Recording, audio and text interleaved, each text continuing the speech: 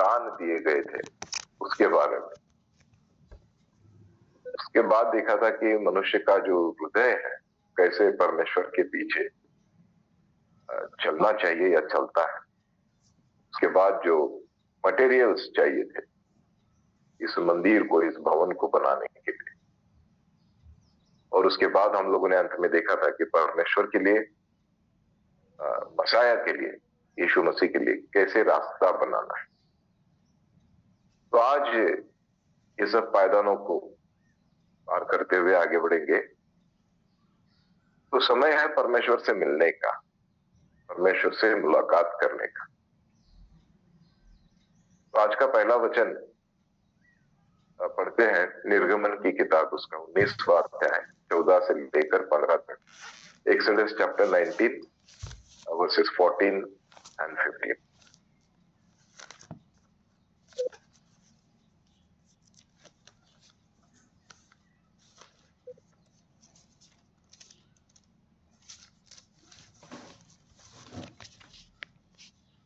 कितना बोले एक्सोडस? जी 19वां अध्याय 14 और 15। तब मूसा ने पर्वत पर से उतरकर लोगों के पास आकर उनको पवित्र कराया, और उन्होंने अपने वस्त्र धो लिए। और उसने लोगों से कहा, तीसरे दिन तक तैयार हो जाओ, स्त्री के पास ना जाना। जी, तो हम लोग देखते हैं कि परमेश्वर से मिलने के लिए, की उपस्थिति में जाने के लिए भी अपने आप को तैयार करना था।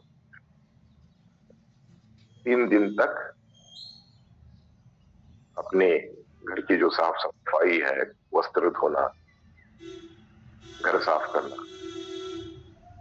और यहां तक कि अपनी स्त्री से शरीर संबंध नहीं बनाना। तो ये पूरा प्रिपरेशन परमेश्वर के साथ मुलाकात करने के लिए हुआ।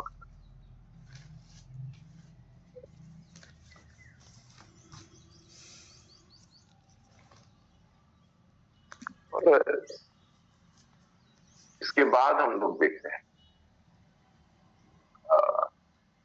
नीति वचन की किताब पढ़ते हैं, Proverbs chapter 21 verse 31। Proverbs chapter 21 verse 31।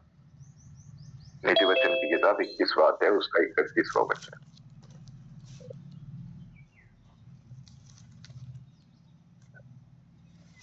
इकतीस का 16। और वचन कौन सा बताएंगे सर? नीति वचन की किताब, उसका 21वां अध्याय, उसका 31वां वचन। 21, 31 प्रोवर्ब्स। इसके पहले बोला,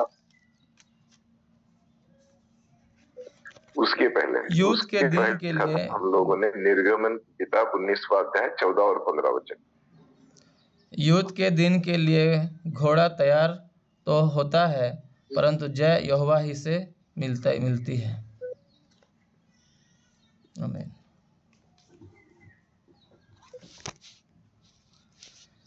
यूथ के दिन के लिए घोड़ा तैयार तो होता है, परंतु जय यहोवा ही से मिलती है।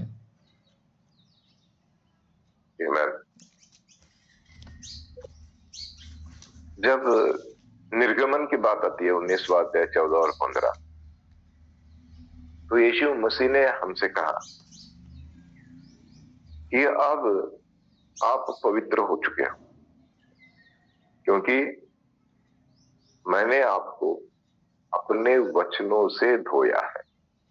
मैंने अपने वचनों से आपको धोया है। तो ये जो पुराने वाचा में परमेश्वर से मिलने के लिए लोगों को पारंपरिक रूप से, परंपरा जो है, नहाओ, धो, साफ सुथरे कपड़े पहनो और फिर स्त्री गमन मत करो 3 दिन तक, उसके बाद प्रभु से मिलना। और जो अभी हम लोगों ने पढ़ा ये घोड़ा तैयार तो होता है युद्ध के लिए, एक आत्मिक युद्ध है, लड़ाई है, जिसके लिए मनुष्य अपने आप को तैयार करता है घोड़े की तरह। लेकिन फिर भी ये परमेश्वर पर निर्भर है कि जय मिलेगी या नहीं मिलेगी।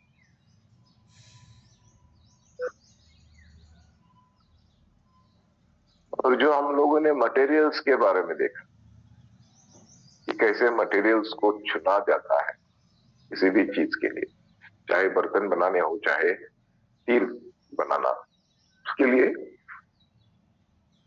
बहुत ही सोच समझकर जो सामग्री है उसका चुनाव किया जाए। तो और एक वचन देखेंगे, दूसरा तिमुथी 2 अध्याय 20 और 21वां वचन, 2 तिमुथी चैप्टर 2 वर्स 20 and 21।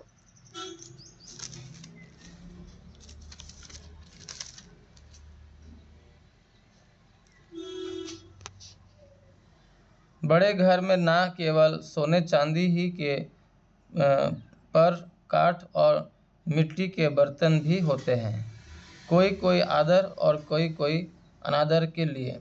यदि कोई अपने आप को इनसे शुद्ध करेगा तो वह आदर का बर्तन और पवित्र ठहरेगा और स्वामी के काम आएगा और हर भले काम के लिए तैयार होगा। Amen. Amen. Brother Wilson, could you please read in English also?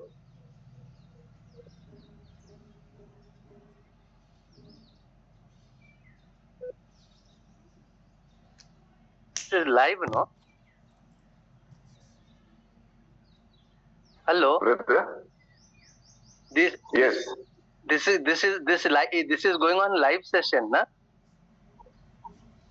Yes, brother. But the link, brother, I put yesterday's because I think today's link you have not sent, na? Really? No, brother. Pardon?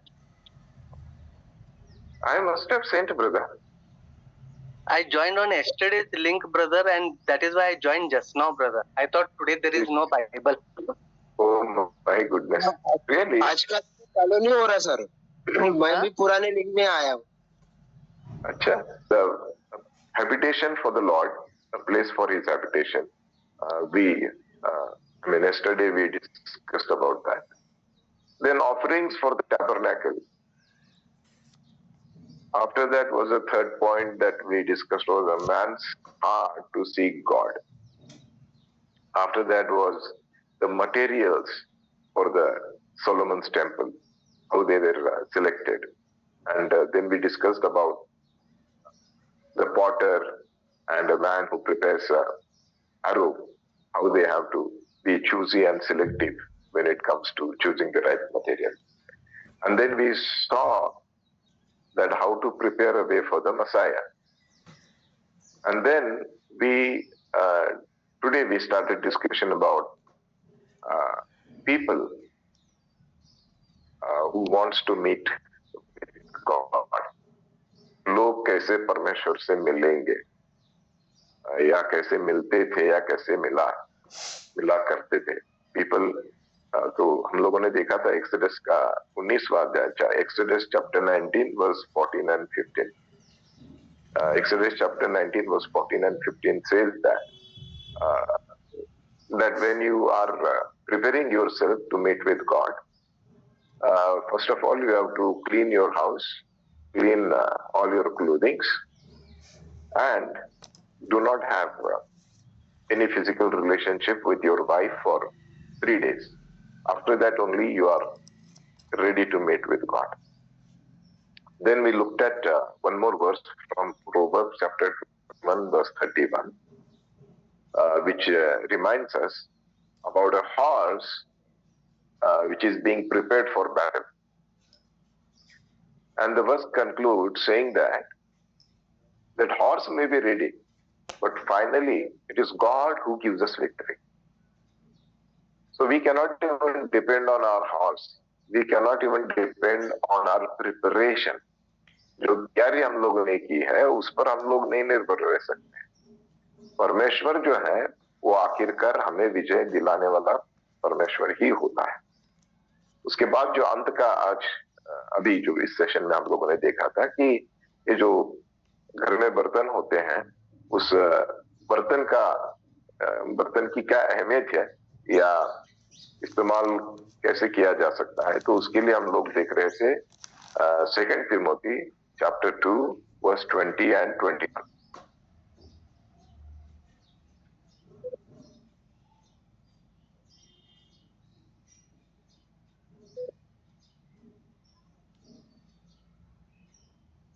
Continuous.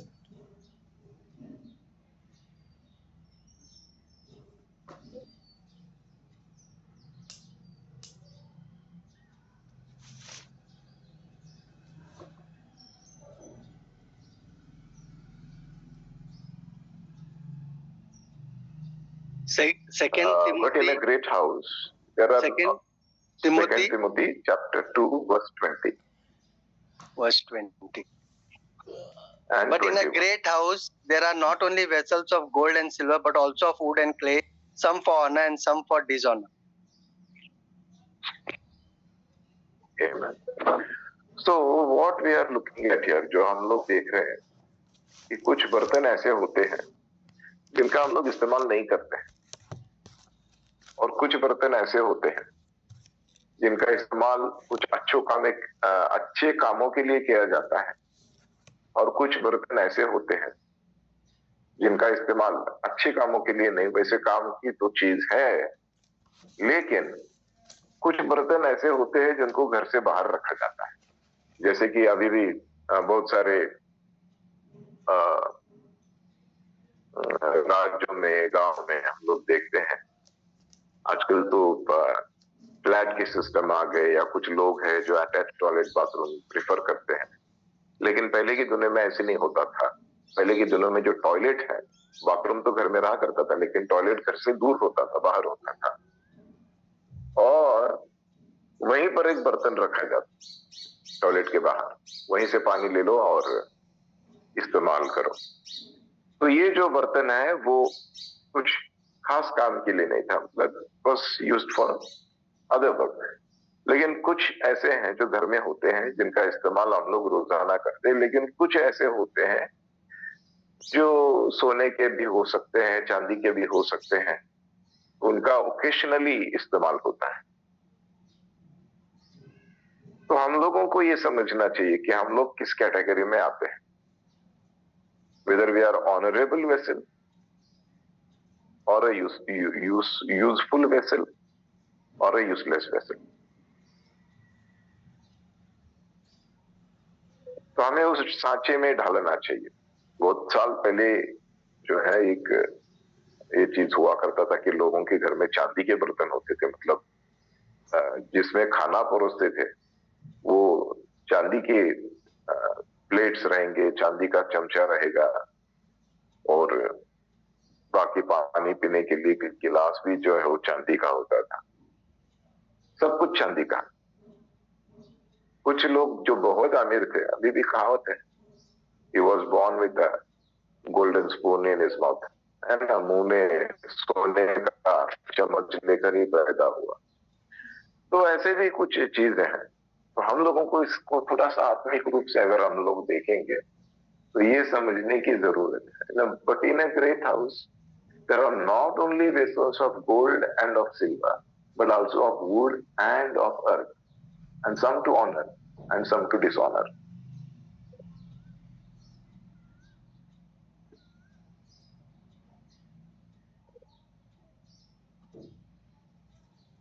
जिस material को हम लोगों ने चुना है, raw material को, उसके अनुसार इन चीजों को हम लोगों ने बनाया है।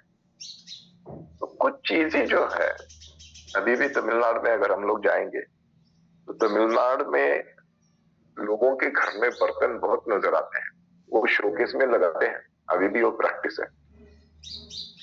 तांबा पीतल के बड़े बड़े बर्तन जो है, और वो शोपीस होता है, उसका इस्तेमाल कुछ नहीं है, क्योंकि वो क्या करते हैं, खरीदते एक है बड़ा हंडा, एक हंडी जो है खरीद ली तो उसको बीच में से काटते हैं और आधी आधी हंडी वहां पे रख देते हैं। शो इसमें लगता है कि 2 हंडियां है, लेकिन होती एक ही है। तो ये सब जो उटपटांग बात होती रहती है, तो क्या होता है कि परमेश्वर के राज्य में कुछ लोग ऐसे होते हैं जो शो पीस होते हैं, उनका काम की चीज नहीं है, शो पीस है। कुछ ऐसे हैं जिनका इस्तेमाल रोज किया जाता है सम्मान के साथ, और कुछ ऐसे हैं जिनका भी इस्तेमाल होता है रोज, लेकिन उसका कोई सम्मान नहीं है, डिसऑनर।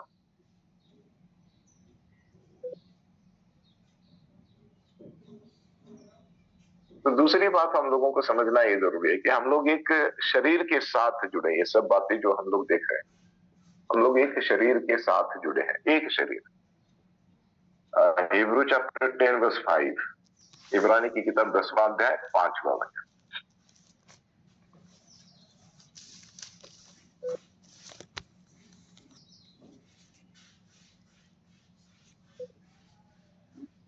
इसी कारण वह जगत में आते समय कहता है, बलिदान और भेंट तूने ना चाही, पर मेरे लिए एक देह तैयार की। Amen. Amen. Wherefore, when he cometh into the world, he said, sacrifice and offering thou wouldest not, but a body hast thou prepared for me. कौन सा ये अध्याय हम लोगों को जानना समझना। सर? कौन सा 10वां अध्याय 5वां वचन जी? इब्रानी की किताब 10वां अध्याय 5वां वचन। Okay, thank you sir. और ये पूरा जो एक प्रिपरेशन चल रहा है, एक तैयारी जो चल रही है, ये तैयारी आकर एक ऐसे स्थान पर रुक जाती है जहां हम लोग देखते हैं कि शेड्यूल पूरा होता है और अतिशय सुंदर रूप ले लेता है, क्योंकि परमेश्वर जो है एक दुल्हन की तैयारी कर रहा है।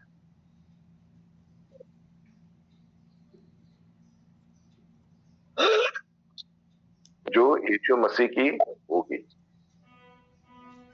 तो आज की तारीख में जब हम लोग दुल्हन को तैयार करने की बात करते हैं, तो बहुत सारे ड्रिंक्स भी हैं, लेकिन आमतौर पे हम लोग ये आजकल देखते हैं कि जो बहन की विदाई होने वाली है, कम से कम आधा दिन जो है ब्यूटी पार्लर में बिताती है।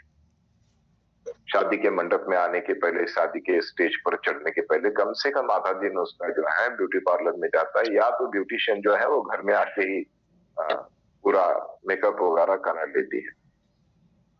उसके बाद शादी के मंडप में या शादी के स्टेज पर वो कदम रखती है। दिक्कत यहाँ पर एक आती है कभी कभार,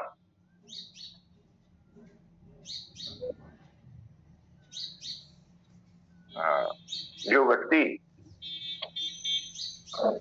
शादी कर लेता है ऐसे मेकअप किए हुए व्यक्ति के साथ, वो एक दिन उसी ब्यूटी पार्लर में चला जाता है और उसके हाथ में एक बॉक्स होता है आईफोन का। वो आईफोन उसे देता है जिसने उसकी बीवी का मेकअप किया था, उसे देता है और कहता है कि थैंक यू, आपने इतना अच्छा काम किया। और वो भी जो ब्यूटी पार्लर की ब्यूटिशियन है वो भी खुश हो जाती है कि कोई कस्टमर जो है इतना खुश होकर उसको आईफोन प्रेजेंट कर रहा है। तो वो बहुत ही उतावली होती है, खोलती है पैकेट, तो अंदर उसे दिखाई देता है बहुत पुराना नोकिया का मॉडल। वो पूछती है कि ये क्या मजाक है। पूछता है कि मजाक की शुरुआत किसने की। तो दिखने में तो आईफोन है, लेकिन अंदर वो पुराना वाला 2G का, अगर नोकिया का कोई बटन वाला फोन रहेगा तो जैसे कोई व्यक्ति जो है वो मतलब उसकी पूरी की पूरी ये जो है जो विचार थे वो पूरे अलग हो गए। उसका मन में कुछ था और सामने कुछ आया। तो ये जो ब्राइड है, जो दुल्हन है यीशु मसीह की, उसका जिक्र जो किया गया है वो है रेवलेशन के 19वें अध्याय के 7वें वचन में। उसको हम लोग देखेंगे, प्रकाशित वाक्य की किताब 19वां अध्याय 7वां वचन, और उसके बाद 21वां अध्याय उसका दूसरा वचन। जरा दोनों ही हिंदी में और अंग्रेजी में पढ़ लेते हैं।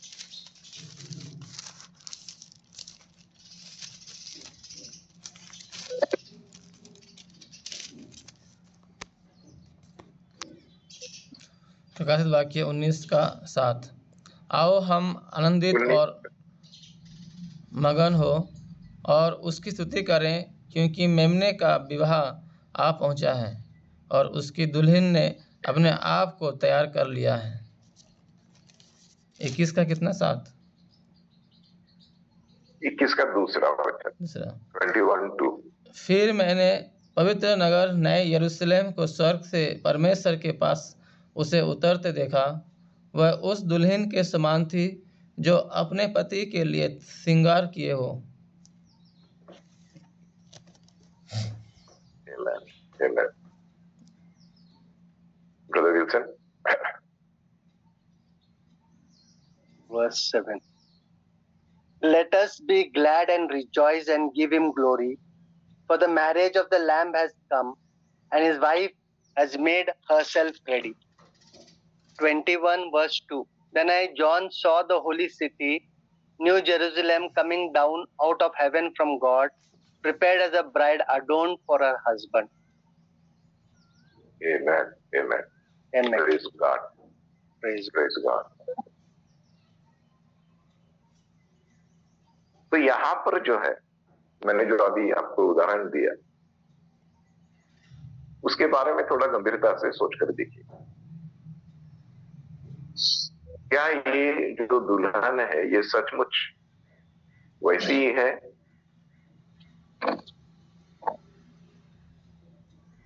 या इसके ऊपर पूरा लिपा पोती करके मेकअप चढ़ा के उस सुंदर दिखाने की कोशिश की जा रही है?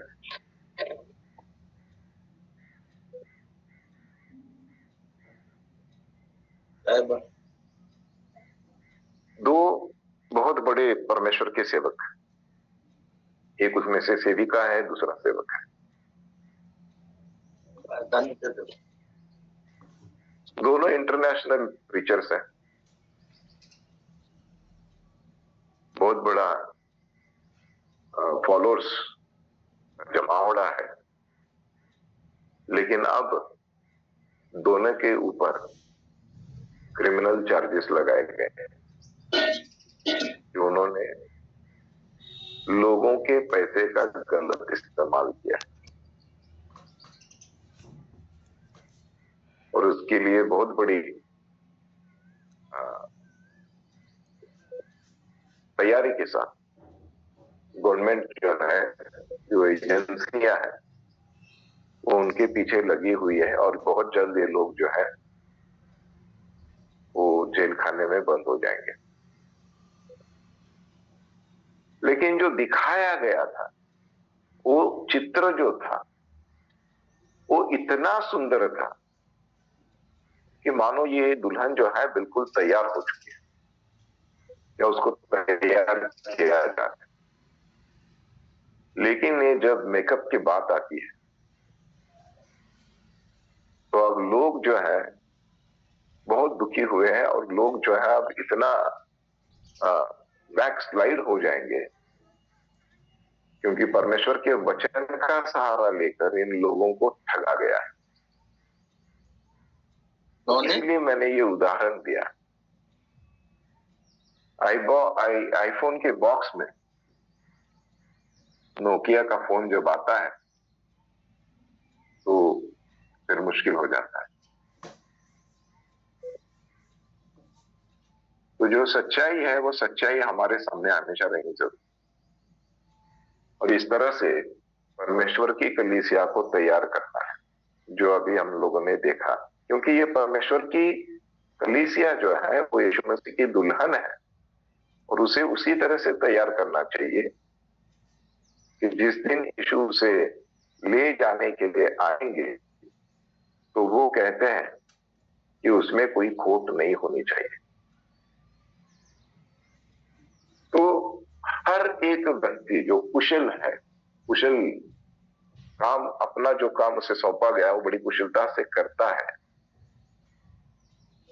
और बहुत साल उसने अप्रेंटिसशिप की है, किसी के हाथों के किसी के अधीन होकर काम जो है उसे उसने सीख लिया है।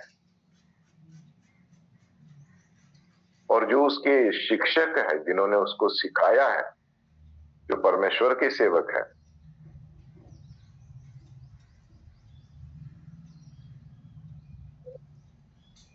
जैसे कि यहोशुआ है, यहोशुआ ने मूसा के अधीन होकर बहुत साल बिताए।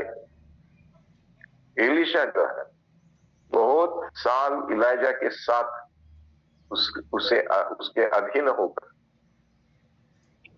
और नई वाचा में हम लोग देखते हैं कि तिमोथी जो है बहुत साल पौलुस के साथ रहा। तब कहीं जाकर एक अच्छा कुशल कारीगर बनना मुमकिन है।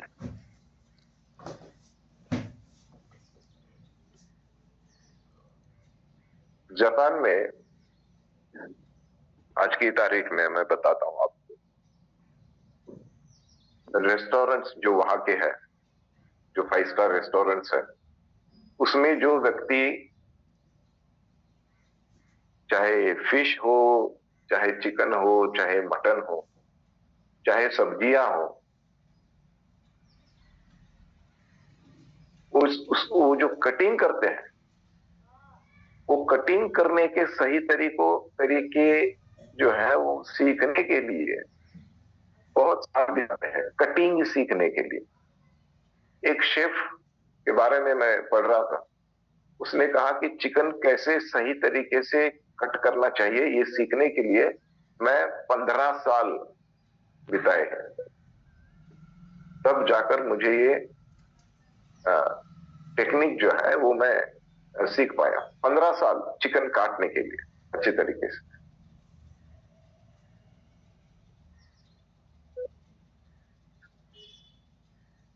जब हम लोग आत्मिक अगुवा, आत्मिक सेवकों को तैयार करने की बात करते हैं, तो हमें कितना इसके बारे में गंभीरता से सोचना चाहिए। जब अपने आप को तैयार कर रहे हैं, खुद को तैयार कर रहे हैं, सोच कर देखिएगा।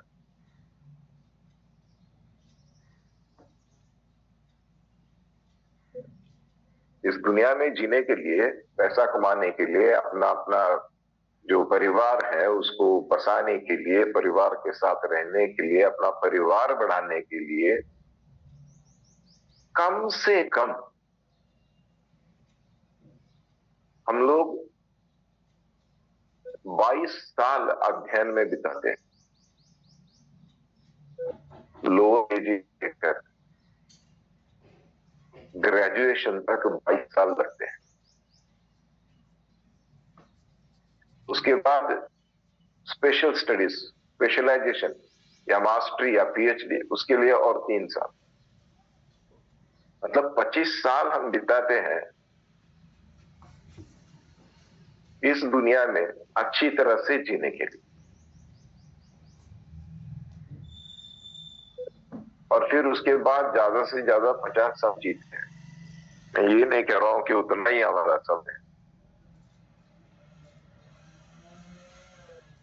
50 साल जीने के लिए 25 साल की इन्वेस्टमेंट है। अनंत काल में परमेश्वर के साथ जीने के लिए कितना समय हम लोग परमेश्वर को देते हैं? कितने साल?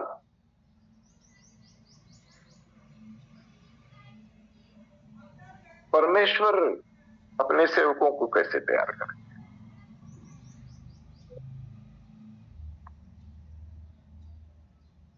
हाँ, यशा की किताब खोलते हैं, 49वां अध्याय 1 से 6 तक पढ़ लेते हैं। Isaiah chapter 49 versus 1 to 6।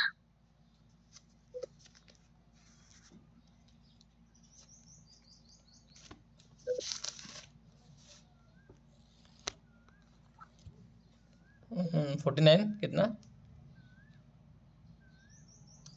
1 से लेकर 6 तक। हे दीपो, मेरी और कान लगाकर सुनो। हे दूर दूर के राज्य के लोगों, ध्यान लगाकर मेरी सुनो। यहोवा ने मुझे गर्भ ही में से बुलाया, जब मैं माता के पेट में था तब ही उसने मेरा नाम बताया। उसने मेरे मुंह को चोखी तलवार के समान बनाया और अपने हाथ की आड़ में मुझे छिपा रखा। उसने मुझको चमकीला तीर बनाकर अपने तरकस में गुप्त रखा और मुझसे कहा, तू मेरा दास इस्राएल है, मैं तुझ में अपनी महिमा प्रकट करूँगा। तब मैंने कहा, मैंने तो व्यर्थ परिश्रम किया, मैंने व्यर्थ ही अपना बल खो दिया है।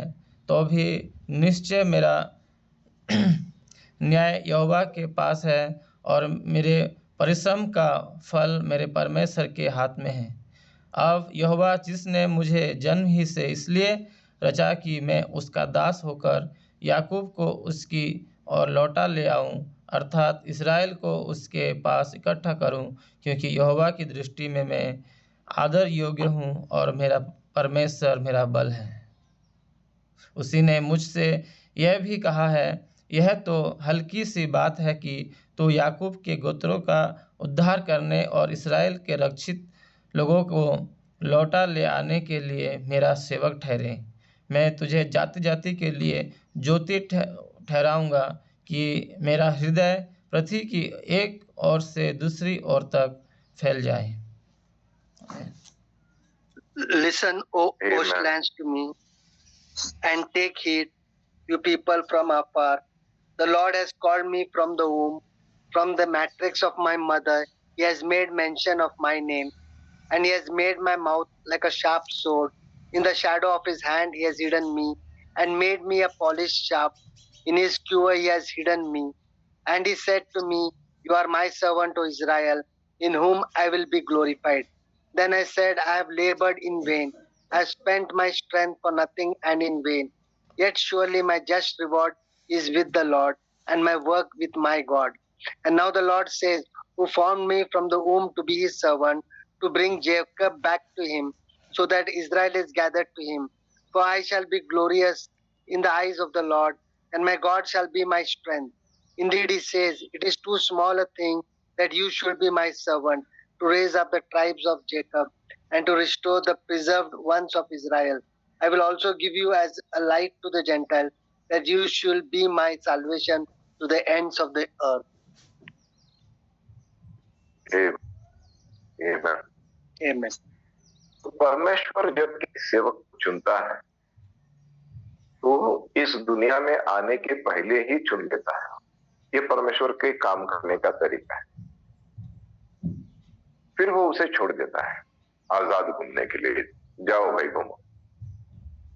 और जब सही समय आता है तो फिर उसे बुलाता है, उसे तैयार होने के लिए। दुनिया में एक जो ठोकरें खानी होती है, जो हर ठोकर खाकर इंसान कुछ सीखता है, वो सब अनुभवों से उसे जाने देता है और अपनी तरफ से जो उसको सिखाना होता है वो भी सिखाता है। और जब ये व्यक्ति पूरी तरह से तैयार हो जाता है तो फिर उसका इस्तेमाल करता है। ये एक दरवाजा है ईश्वर का जो ट्रेनिंग स्कूल है,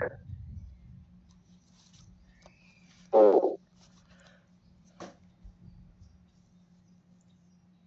जितना आप सीखना चाहते हैं, जितना आप आगे बढ़ना चाहते हैं, तो इधर का है।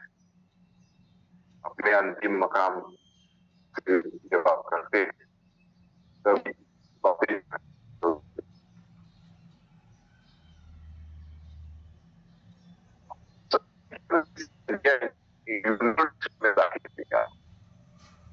कट रहा है सर। और फिर भी नहीं छोड़ना। जी नेटवर्क का प्रॉब्लम है। तो हम लोग जो देख रहे थे कि जो कोई व्यक्ति किसी बड़ी यूनिवर्सिटी में दाखिला लेता है और अगर उसका मन बदल जाता है, वो सोचता है कि मुझे नहीं रहना चाहिए यहाँ पे, तो वो शायद एक यूनिवर्सिटी छोड़ के दूसरी यूनिवर्सिटी ज्वाइन कर सकता है, या अपनी जो शिक्षा है उसे अधूरा ही रखने की कोशिश करता है, किसी कारणवश आगे नहीं बढ़ना चाहता है। तो ये साधारण सी यूनिवर्सिटी में मुमकिन है, लेकिन परमेश्वर का जो पाठशाला है वो आपके पीछे पीछे चलती रहेगी,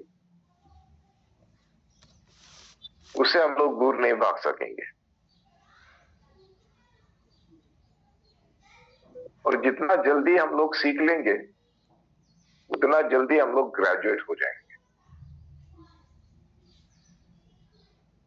तो पुरानी वाचा में भी बहुत सारे उदाहरण हम लोगों ने देखे हैं कि परमेश्वर से दूर भागने वालों को परमेश्वर फिर से सही रास्ते पर कैसे लेके आता है। जोना की कहानी हमको छोटा सा पुस्तक है तो पूरा का पूरा याद रहता है। भाग रहा था परमेश्वर की उपस्थिति से, लेकिन फिर भी क्योंकि चुनाव हुआ है परमेश्वर का तो भाग नहीं सकता है। जिस काम के लिए बुलाएगा उस काम को पूरा करना ही है।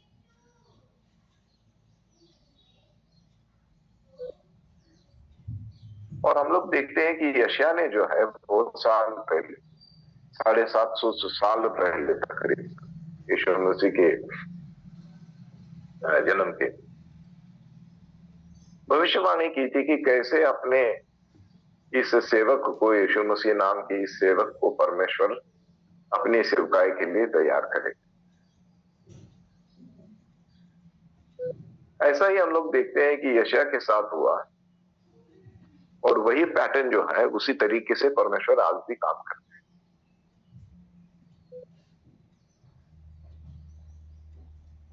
भजन संहिता 139वां अध्याय 7 से 10 तक पढ़ते हैं। भजन संहिता 139वां अध्याय 7 से 10 तक। Psalm 139 7 to 10।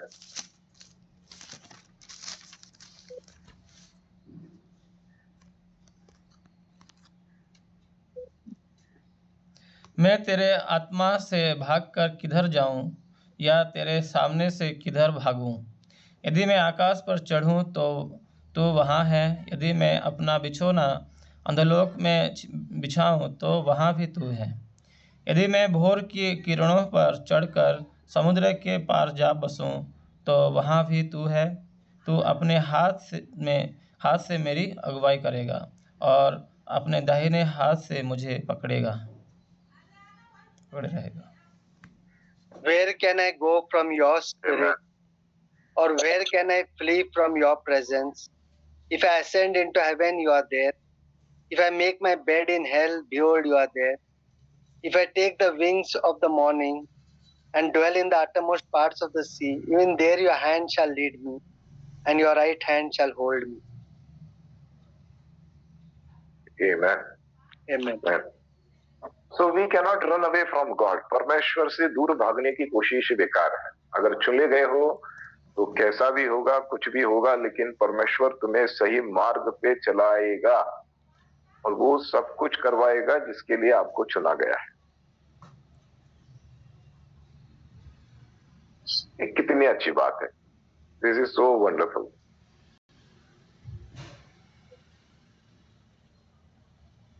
कुछ लोग सोचते हैं कि मैं जीवन में ये करूंगा, मैं वो करूंगा, ऐसा करूंगा, वैसा करूंगा, इतना पैसा कमाऊंगा।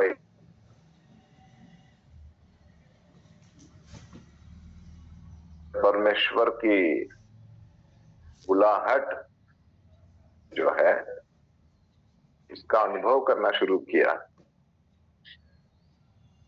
तो फिर हम लोग देखते हैं कि कहीं भी नहीं जा सकते।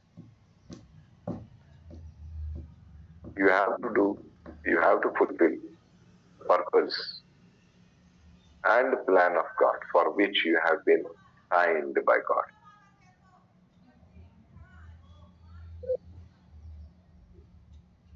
यह आत्मा का जो एक पाठशाला है, उसमें क्या सिखाया जाता है? What is the portion? Her standard का एक पोर्शन होता है, ये किताब वो किताब, इतने उसमें लेसन्स होंगे। तो जो आत्मा की पाठशाला है उसमें क्या सीखते हैं हम लोग, क्या सिखाया जाता है?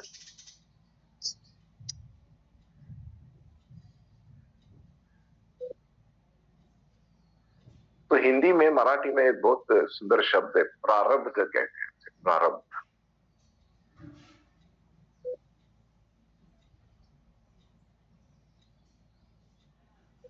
तो पहली बात ये समझना जरूरी है इस आत्मा की पाठशाला में,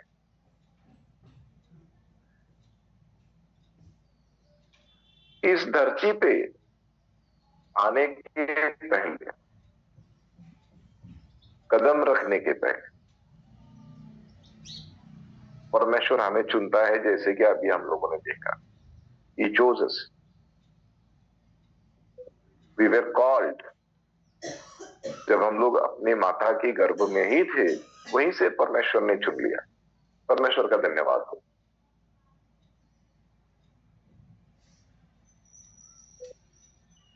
और ये जो हमारा अंतिम पड़ाव है, अनंत काल का जीवन, अनंत काल का प्रारब्ध जिसे हम लोग कह सकते हैं, डेस्टिनी,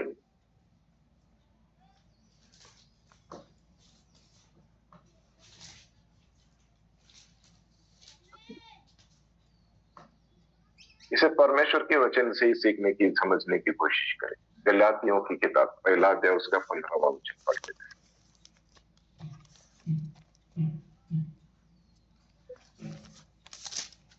गलती का 1 अध्याय 15वां वचन, Galatians chapter 1 verse 15।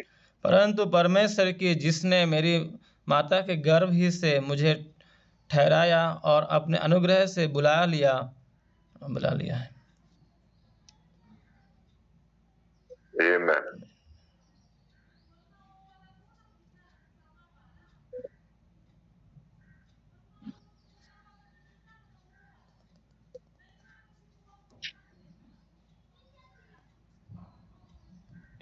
On verse 15. But when it pleased God, who separated me from my mother's womb and called me through His grace. Amen. Amen. जब मैं मेरी माता के गर्भ से अलग हुआ, तभी परमेश्वर ने मुझे बुलाया अपने अनुग्रह के कारण।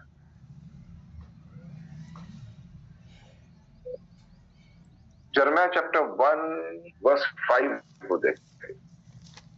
यिर्मयाह की किताब 1 अध्याय उसका 5वां वचन। माता के गर्भ में रचने से पहले मैं तेरा चित्त,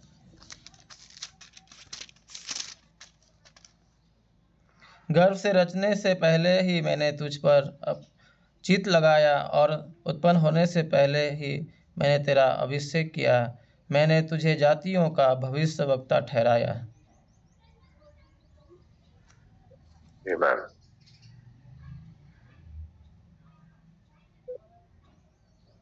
Before I formed you in the womb, I knew you. Before you were born, I sanctified you.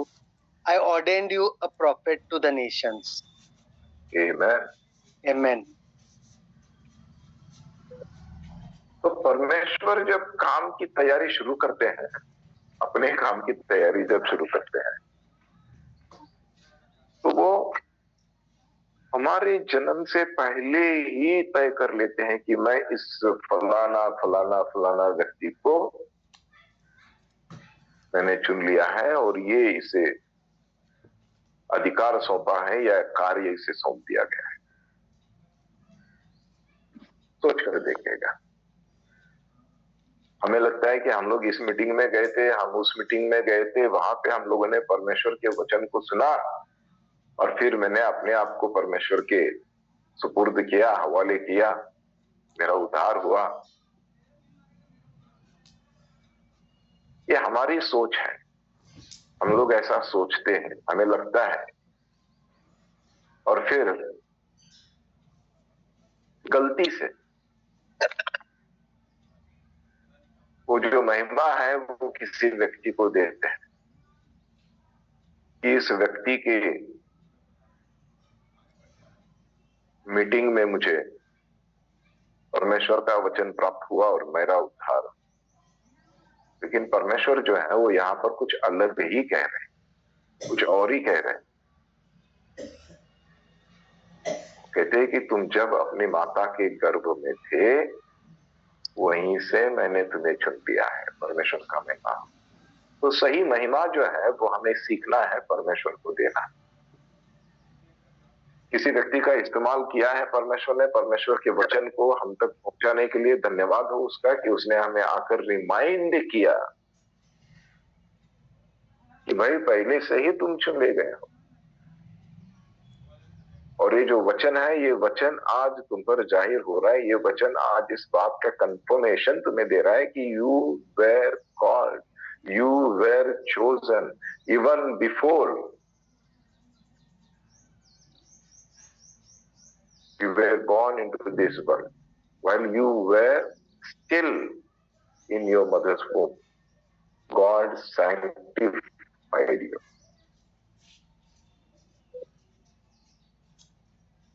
Process वहीं से शुरू होता है और वो कहता है कि मैंने आपको नियुक्त भी कर दिया है एक भविष्यवक्ता के रूप में, एक सेवक के रूप में। तो thank God and praise God. परमेश्वर की योजना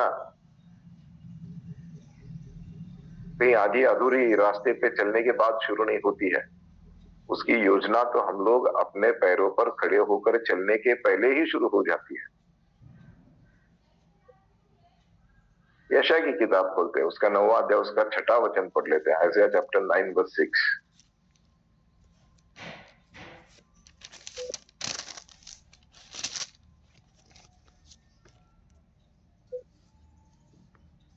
क्योंकि हमारे लिए एक बालक उत्पन्न हुआ, हमें एक पुत्र दिया गया है और प्रभुता उसके कंधे पर होगी और उसका नाम अद्भुत युक्ति करने वाला, पराक्रमी परमेश्वर, अनंत काल का पिता और शांति का राजकुमार रखा जाएगा। For unto us a child is born, unto us a son is given, and the government will be upon his shoulder, and his name will be called Wonderful, Counselor, Mighty God, Everlasting Father, Prince of Peace. Amen. Amen. Amen. 750 years minimum, I am telling you. 750 years, 750 साल पहले इसकी भविष्यवाणी होती है। 750 साल परमेश्वर ने ये तय कर लिया है कि मैं ऐसे करने जा रहा हूं। अभी तो उसके ना तो माता का कहीं पता है, ना उसके सगे संबंधियों का कहीं पता है। जिस व्यक्ति का इस्तेमाल होने वाला है, वो इस दुनिया में उससे ले आने के लिए उस व्यक्ति का कहीं नामो निशान नहीं है। लेकिन ये तय किया गया है यीशु मसीह के बारे में 750 साल पहले कि ये इस तरह से जन्म लेंगे, उनका नाम, उनके ऊपर इतना सारा अधिकार होगा, बोझ होगा, क्योंकि अधिकार के साथ बोझ भी आता है। तो सारी चीजें पहले से तय है। जब हम लोग अपने जीवन की ओर देखते हैं, कितनी गंभीरता से देखते हैं।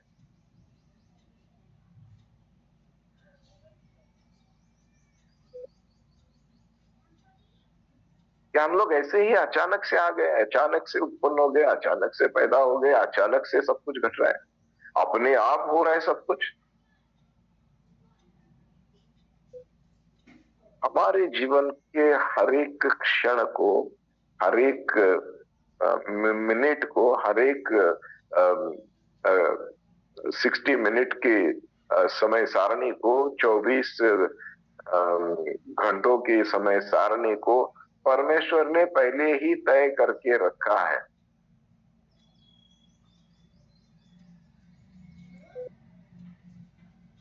कुछ भी अचानक नहीं होता है।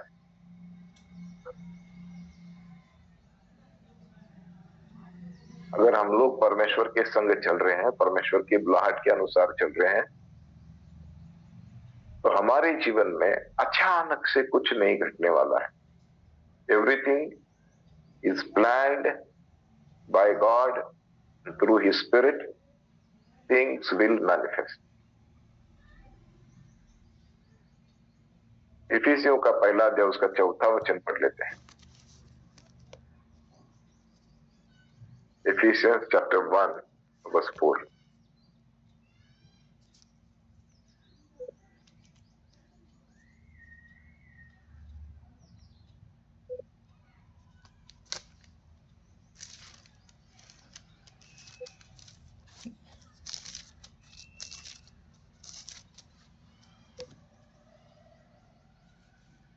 जैसे उसने हमें जगत की मैं कौन है जैसे उसने हमें जगत की उत्पत्ति से पहले उसमें चुन लिया कि हम उसके निकट प्रेम में पवित्र और निर्दोष हो।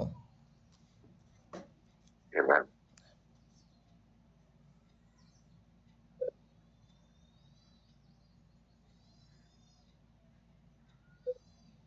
Just as he chose us in him before the foundation of the world, that we should be holy and without blame before him in love. Amen। Amen। According as he had chosen us in him before the foundation of the world। सोच कर देखिएगा, are के सुना यहाँ पर है, रिंगमल तांडी जी वहां पर है, भाई विल्सन यहाँ पर है, सिस्टर सुनीता वहां है, दिलीप अवसरे यहाँ पर है, पास्टर श्री जी वहां पर है।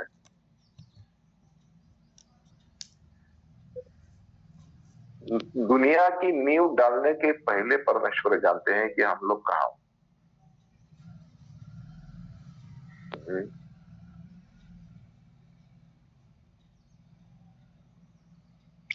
सर यहाँ जो इसी अध्याय का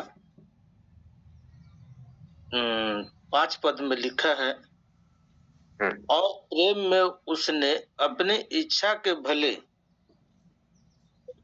अभिप्राय के अनुसार हमें अपने लिए पहले से ठहराया कि यीशु मसीह के द्वारा हम उसके ले पालक पुत्र हो। तो यहाँ ले पालक मतलब ये गोद लिया हुआ, एडॉप्ट किया हुआ, ऐसा है? एडॉप्ट किया हुआ है जी, बिल्कुल। जी जी, थैंक यू। मैं भी ऐसे सोच रहा।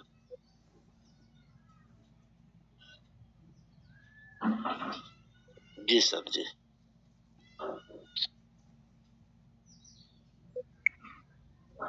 तो हर चीज में परमेश्वर की योजना है, और हर चीज परमेश्वर की योजना के अनुसार ही होती है और होनी चाहिए। वरना हम लोग जोना की तरह कहीं छिपकर बैठ जाएंगे और फिर हमें लगेगा कि हम लोग छिपकर बैठे हुए हैं, लेकिन उसमें भी परमेश्वर की योजना होती है कि वहां से उसको कैसे खंगाल कर निकालना है बाहर, वो भी वो जानता है। तो हमें चाहिए कि जो हमें सिखाया गया है, जो हमसे उम्मीद की जा रही है, उसके अनुसार चलने की हम लोग केवल कोशिश ना करें, लेकिन जिस काम के लिए बुलाया है उस काम को पूरी तरह से हम लोग आगे लेकर चले। तो 49वां अध्याय का पहला वचन भी हम लोगों ने पढ़ लिया था, जहां पे ये कहा गया है कि परमेश्वर ने मेरी माता की गर्भ में ही मुझे चुन लिया है। तो कहां भाग सकते हैं हम लोग? We can not run away from God. तो ये तो डेस्टिनी के बारे में हो गया, अपने प्रारंभ के बारे में हो गया, अपने अंतिम पड़ाव के बारे में हो गया।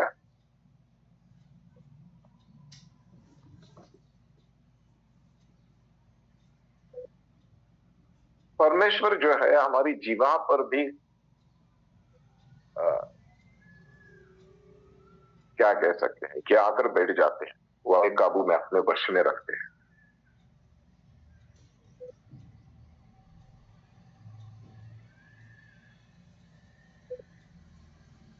जैसे कि हम लोगों ने देखा, उसने कहा कि वो तो मेरी जीवा पर बैठा हुआ है और मेरी जो वाणी है, जो मेरे शब्द है, उसने तलवार की तरह उसको शार्प बनाया है, तेज तर्रार बनाया है। और मेरे शब्द जो है वो ब्लंट नहीं होंगे, मतलब ऐसे नहीं होंगे कि उसका जो तेज है, उसकी जो तेज तर्रार धार है वो मिट गई है।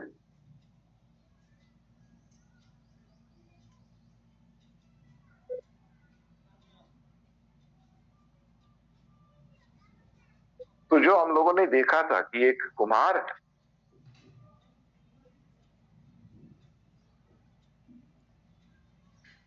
तो पहली बात ये समझना जरूरी है कि जब कुम्हार किस बर्तन को बनाता है तो उसे अपने हाथों से ढकता है।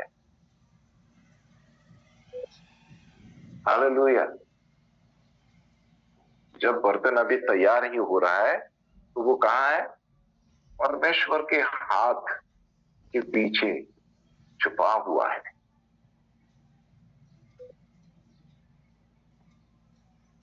49वां अध्याय दूसरा वचन पढ़ लेते हैं, यशायाह की किताब का।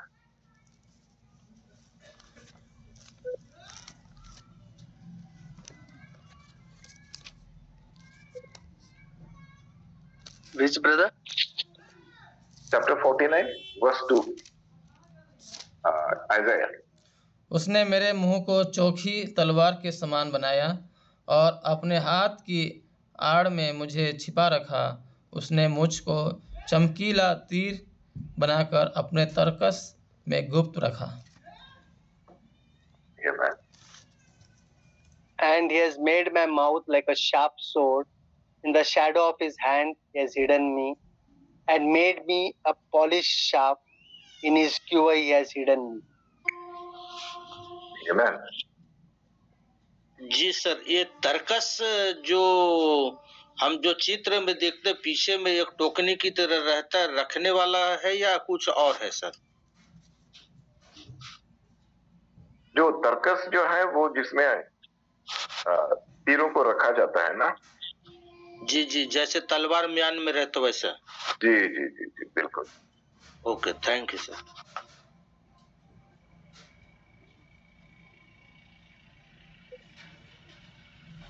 तो वो हमें छिपा के रखता है। जब तक हम लोग किसी काम के लिए बाहर निकलते हैं ना, वाहन को तरकस से तभी निकाला जाता है जब उसका इस्तेमाल हो रहा है।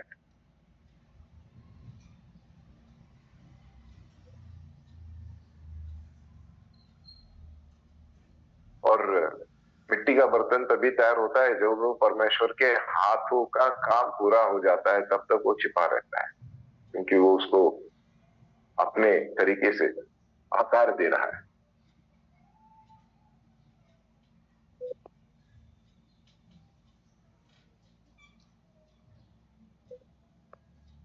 यीशु मसीह खुद अपने लहूलुहान हाथों का इस्तेमाल करे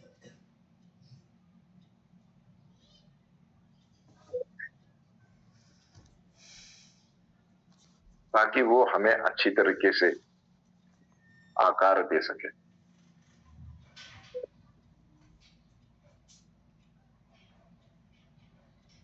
इसके पहले कि हम लोग इफिशियंस को देखें, पहले थोड़ा सा यिर्मयाह की किताब खोलते हैं, फिर एक बार उसका 18वां अध्याय 1 से 4 तक पढ़ लेते हैं। यिर्मयाह चैप्टर 18 वर्सेस 1 to 4। यहोवा की ओर से यह वचन यिर्मयाह के पास पहुंचा, उठ और कुम्हार के घर जा, और वहां मैं तुझे अपने वचन सुनाऊंगा। इसलिए मैं कुम्हार के घर गया और क्या देखा कि वह 4 चाक पर कुछ बना रहा है। जो मिट्टी का बर्तन वह बना रहा था वह बिगड़ गया। तब उसने उसी का दूसरा बर्तन अपनी समझ के अनुसार बना दिया। तो यहोवा का यह वचन मेरे पास पहुंचा, है इस्राएल के घराने, यहोवा की यह वाणी है कि इस कुम्हार के समान तुम्हारे साथ क्या मैं भी काम नहीं कर सकता? देख, जैसे मिट्टी कुम्हार के हाथ में रहती है, वैसे ही हे इस्राएल के घराने, तुम भी मेरे हाथ में हो। तो जब मैं किसी जाति का या राज्य के विषय कहूँ कि उसे उखाड़ूंगा या ढा दूंगा अथवा नष्ट कर दूंगा। कितना तक पढ़ना है? नहीं, हो गया, 4 तक पढ़ना था, ठीक है। The word which came to Jeremiah from the Lord, saying, Arise and go down to the potter's house, and there I will cause you to hear my words. Then I went down to the potter's house, and there he was making something at the wheel. And the vessel that he made of clay was marred in the hand of the potter. So he made it again into another vessel, as it seemed good to the potter to make.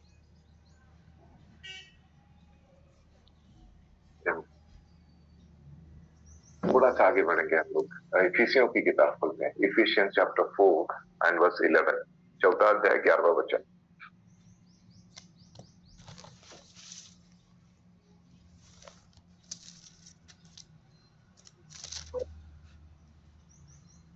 उसने कुछ को प्रेरित नियुक्त करके और कुछ को भविष्यवक्ता नियुक्त करके और कुछ को सुसमाचार सुनाने वाले नियुक्त करके और कुछ को रखवाले और उपदेशक नियुक्त करके दे दिया। And he himself gave some to the apostles, some prophets, some evangelists, and some pastors and teachers.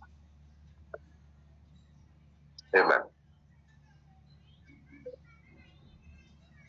यीशु मसीह अपने हाथों से हमें तैयार भी करते हैं, और फिर ये 5 ऐसे हाथ है जो इस जमीन पर उन्होंने दिए, इस धरती पर, जो हम जैसे लोगों को तैयार करने में अपना योगदान देते हैं।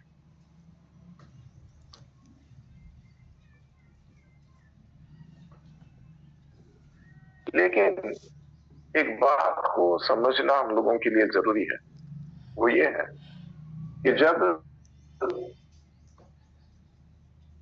कुम्हार जो है बर्तन बनाने के लिए मिट्टी ले आता है, तो उसका प्रोसेस जो है वो बहुत लंबा होता है।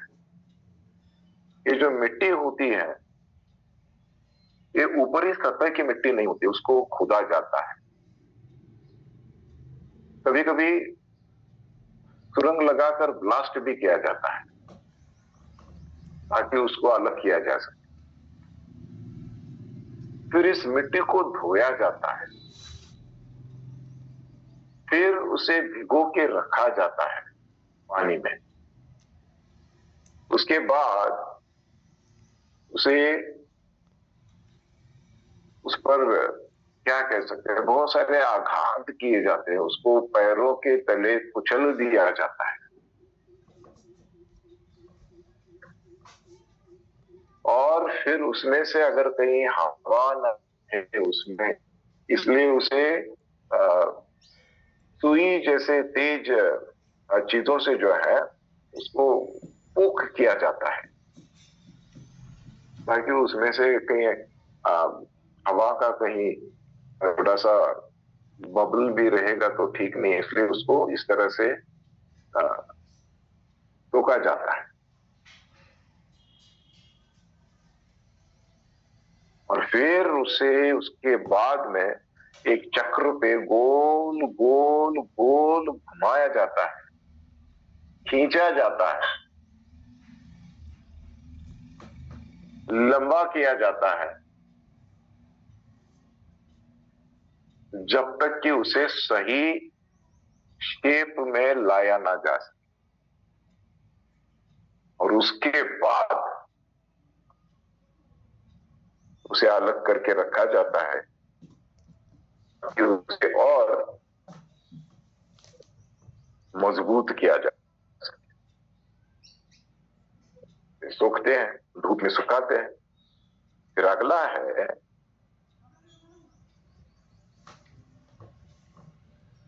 उसे आग के हवाले कर दिया जाता है।